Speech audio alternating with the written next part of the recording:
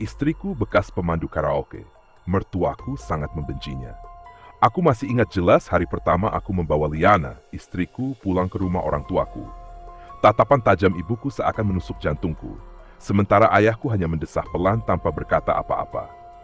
Aku tahu mereka tidak senang. Bagaimana bisa mereka senang? Aku menikahi seorang perempuan yang masa lalunya sebagai pemandu karaoke sudah lebih dulu mereka ketahui dari mulut orang-orang. Aku, Bagas, anak laki-laki satu-satunya dalam keluarga ini. Sejak kecil, aku tumbuh dalam keluarga yang cukup terpandang di kampung.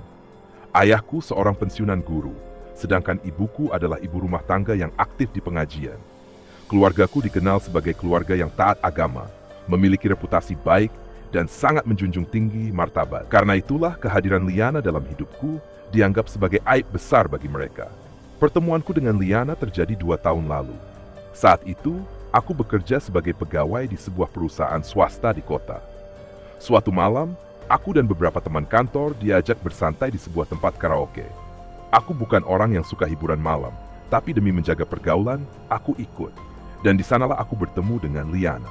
Berbeda dari pemandu karaoke lainnya, yang terlihat genit atau berusaha menarik perhatian, Liana justru tampak seperti gadis yang terjebak di tempat yang salah. Ia tersenyum seadanya, berbicara seperlunya, dan tidak menunjukkan ketertarikan pada tamu yang datang. Ada sesuatu di dalam dirinya yang menarik perhatianku. Entah apa itu. Setelah pertemuan pertama, aku mulai sering datang ke tempat itu. Bukan untuk bersenang-senang, tetapi untuk berbincang dengannya. Aku ingin tahu kenapa dia ada di sana. Perlahan, dia mulai membuka diri. Liana adalah anak yatim piatu. Ibunya meninggal saat ia masih kecil. Ayahnya meninggal ketika ia baru lulus SMA. Tidak ada biaya untuk kuliah, tidak ada sanak saudara yang bisa menolong. Hidup memaksanya bekerja di dunia yang sebenarnya tidak ia inginkan. Aku jatuh cinta padanya. Aku ingin menyelamatkannya dari dunia yang keras itu. Aku ingin memberinya kehidupan yang lebih baik. Setelah setahun mengenalnya, aku memutuskan menikahinya, tanpa sepengetahuan orang tuaku. Ketika akhirnya aku membawa Liana pulang, ibuku langsung menolaknya. Perempuan macam ini tidak pantas masuk keluarga kita, Bagas, katanya tajam. Kamu bisa dapat wanita yang lebih baik, yang lebih terhormat, yang bukan bekas perempuan malam. Aku berusaha menjelaskan bahwa Liana sudah berubah, bahwa dia adalah wanita baik yang hanya terjebak dalam keadaan. Tapi ibuku tidak peduli. Hari-hari di rumah menjadi neraka bagi Liana. Ibu selalu mengabaikannya, tidak pernah mengajaknya bicara, bahkan tidak mau makan di meja yang sama dengannya. Jika ada tamu datang, ibu dengan sengaja menyindirnya di depan orang lain. Kita sekarang punya menantu yang dulunya pemandu karaoke, ucapnya sinis suatu hari di depan tetangga. Anak saya ini memang terlalu baik, makanya dia memilih perempuan seperti itu. Aku sangat marah, tapi Liana selalu menenangkanku. Aku sudah terbiasa dipandang rendah, katanya. Aku hanya ingin membuktikan bahwa aku bukan seperti yang mereka pikirkan. Meski terus mendapat perlakuan buruk, Liana tetap berusaha menjadi istri dan menantu yang baik. Ia bangun pagi-pagi untuk memasak dan membersihkan rumah. Ia bersikap sopan dan hormat kepada ibu, meskipun tidak pernah dibalas. Suatu hari, ibu jatuh sakit. Aku sedang bekerja, dan hanya ada Liana di rumah. Tanpa ragu, dia merawat ibu dengan penuh kasih sayang. Dia menggantikan tugas ibu di pengajian, membantunya mengurus rumah, bahkan mengurus obat-obatan ibu. Tetangga mulai melihat kebaikan Liana. Mereka mulai membicarakan bagaimana menantu yang awalnya diremehkan itu justru menjadi yang paling perhatian. Tapi ibu tetap keras kepala. Hingga suatu malam, keadaan berubah. Ibu tiba-tiba mengalami sesak napas parah. Liana yang pertama kali menyadarinya. Tanpa pikir panjang, dia membopong ibu ke rumah sakit, memanggil tetangga untuk membantu, dan mengurus semua keperluan rumah sakit sampai aku datang. Saat ibu sadar, dia melihat Liana duduk di samping ranjangnya, menangis. Aku mendengar istri yang selama ini diperlakukan buruk itu berkata lirih, "Bu, aku hanya ingin ibu menerimaku. Aku tidak punya orang tua lagi. Aku ingin menganggap ibu sebagai ibuku sendiri." Mungkin saat itu ibu menyadari sesuatu. Ia tidak langsung berbicara, tapi aku bisa melihat tatapan matanya mulai berubah. Sejak kejadian itu, sikap ibu perlahan melunak.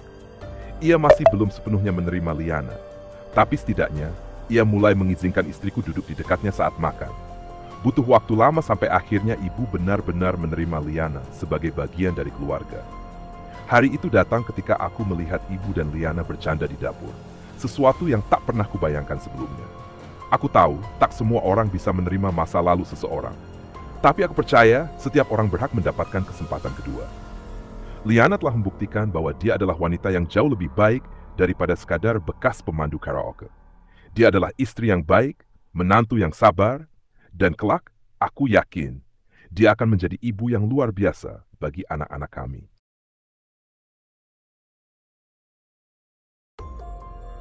Istriku bekas pemandu karaoke, ibuku bersumpah tak akan merestui sampai malam itu terjadi. Bagian. Sejak malam itu, ada perubahan kecil dalam sikap ibu terhadap Liana. Tidak lagi ada tatapan penuh kebencian atau sindiran menyakitkan. Meski belum sepenuhnya hangat, setidaknya ibu mulai menerima keberadaan istriku di rumah. Namun aku tahu Liana masih merasa tidak sepenuhnya diterima. Beberapa kali aku melihatnya termenung di teras saat malam, menatap langit dengan mata berkaca-kaca. Aku tahu dia berusaha kuat, tapi luka di hatinya belum sembuh sepenuhnya. Suatu pagi, aku mendengar suara lirih di dapur. Aku mengintip dan melihat Liana tengah berbicara dengan ibu. "Bu, aku tahu ibu belum bisa sepenuhnya menerima aku, dan aku tidak akan memaksa," katanya dengan suara pelan. "Tapi aku ingin ibu tahu, aku tidak akan pernah menyakiti Bagas. Aku hanya ingin menjadi istri yang baik untuknya." Ibu tidak langsung menjawab. Ia hanya terdiam, menatap wajah Liana dengan ekspresi yang sulit diartikan. Hari-hari berlalu. Ibu mulai mengizinkan Liana membantunya di dapur. Mereka tidak banyak berbicara, tapi setidaknya ibu tidak lagi menolak bantuannya seperti dulu. Aku melihat secercah harapan. Namun, ujian datang lebih cepat dari yang kuduga. Suatu hari, seorang tamu tak terduga datang ke rumah. Seorang pria dengan wajah kasar dan tatapan yang tak mengenakan. Aku tak mengenalnya, tapi begitu melihat Liana, pria itu menyeringai. "Liana, lama tak bertemu," katanya dengan nada mengejek. Liana langsung pucat. Aku melihat tangannya bergetar. "Ada urusan apa Anda ke sini?" tanyaku tajam. Pria itu menyeringai lebih lebar. "Aku hanya ingin melihat bagaimana kehidupan istri barumu ini, Bagas. Kau tahu dia dulu bekerja di mana, kan?" Aku mengepalkan tangan, berusaha menahan emosi. Tapi sebelum aku bisa bicara, ibu tiba-tiba berdiri dan berjalan mendekat. "Dan kau siapa? Berani datang ke rumahku tanpa izin?" Suara ibu dingin dan tajam. Pria itu tertawa kecil. "Aku hanya orang dari masa lalu Liana. Kau yakin ingin menerima wanita seperti dia dalam keluargamu?" Aku melihat Liana menggigit bibirnya, menahan air mata. Tapi sebelum aku bisa membela istriku, ibu melakukan sesuatu yang mengejutkan. Ia melangkah maju, berdiri di antara Liana dan pria itu. "Dengar, aku memang sepenuhnya menerima Liana," kata ibu. "Tapi itu urusan keluargaku, bukan urusan orang asing sepertimu. Kau pikir kau bisa datang ke sini dan menghancurkan rumah tangga anakku?" Pria itu terdiam, tampak tidak menyangka dengan reaksi ibu. "Liana memang punya masa lalu, tapi siapa kau sampai berhak menghakiminya? Aku lebih memilih menantuku yang bekerja keras demi hidupnya daripada orang tak tahu malu yang datang mengusik keluarga orang lain," lanjut ibu dengan suara tegas. Aku terpana. Liana juga. Untuk pertama kalinya, ibu berdiri membelanya.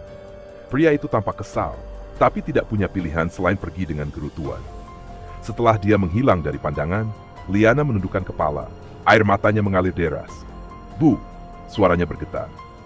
Ibu menarik napas dalam, lalu menatap Liana dengan ekspresi yang lebih lembut dari sebelumnya. "Aku memang sulit menerima masa lalumu, tapi setelah malam itu, aku sadar, kau jauh lebih baik dari yang kukira. Aku melihat bagaimana kau merawatku saat sakit, bagaimana kau tetap bertahan meski aku memperlakukanmu buruk. Dan sekarang, aku melihat sendiri siapa yang sebenarnya layak dihormati." Liana terisak. Aku memegang tangannya erat. Hari itu, untuk pertama kalinya ibu merangkul menantunya. Aku tahu perjalanan kami belum selesai. Akan butuh waktu sampai benar-benar ada kehangatan di antara mereka. Tapi setidaknya, tembok yang selama ini memisahkan mereka mulai runtuh. Dan aku yakin, perlahan, Chen Theo bersetuang yang dulu dipenuhi kebencian.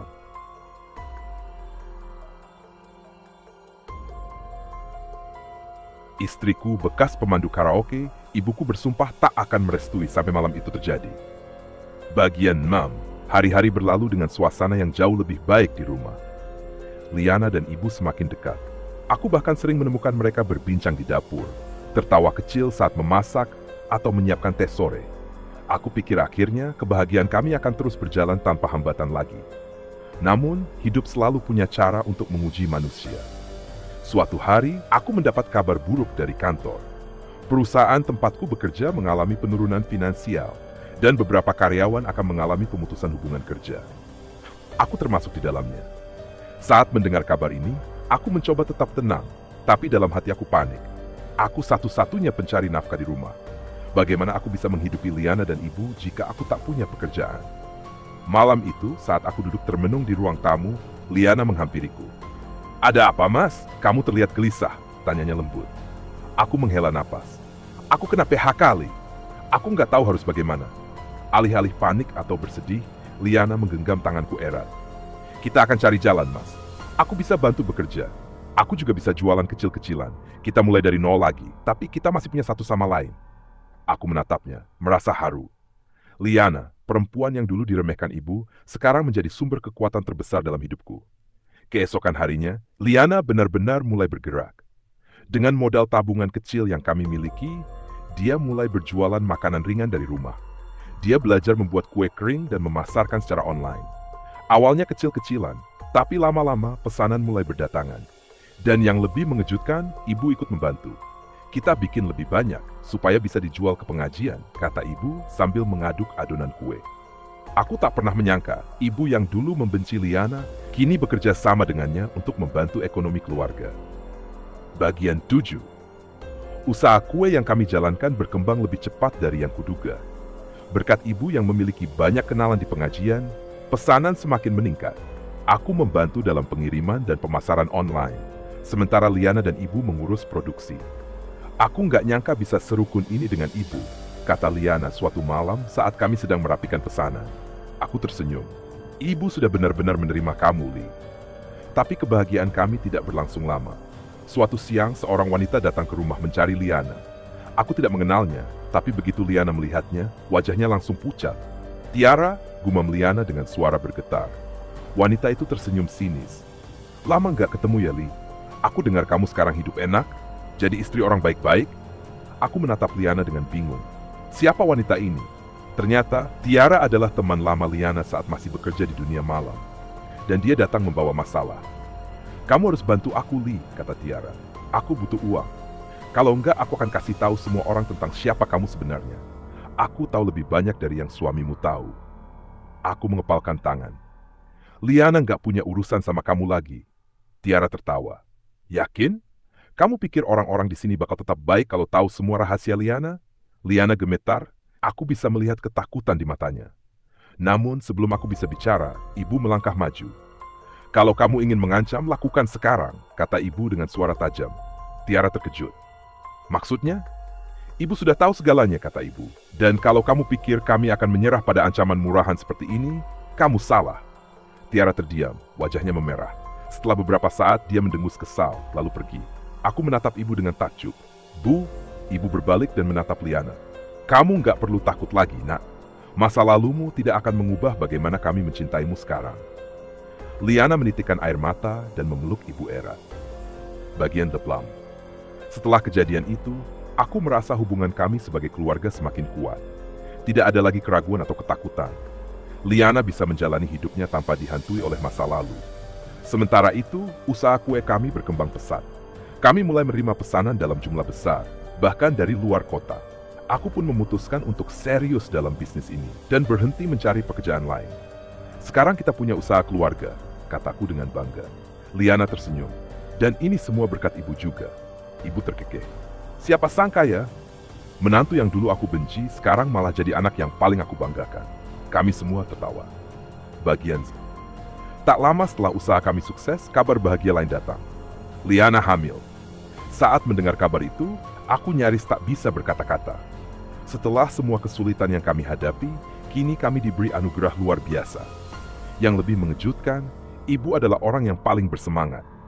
"Kamu nggak boleh capek-capek, Nak," katanya sambil sibuk menyiapkan makanan bergizi untuk Liana. "Nanti cucu ibu harus lahir sehat." Aku tertawa melihatnya. Siapa sangka, ibu yang dulu bersumpah tak akan pernah merestui pernikahan kami, kini justru menjadi orang yang paling mencintai Liana. Bagian 10. 9 bulan kemudian, lahirlah putri kecil kami, Aisyah. Saat pertama kali menggendong cucunya, ibu menangis. "Terima kasih, Nak, sudah membawa kebahagiaan ke keluarga ini." Liana tersenyum lemah dari tempat tidurnya.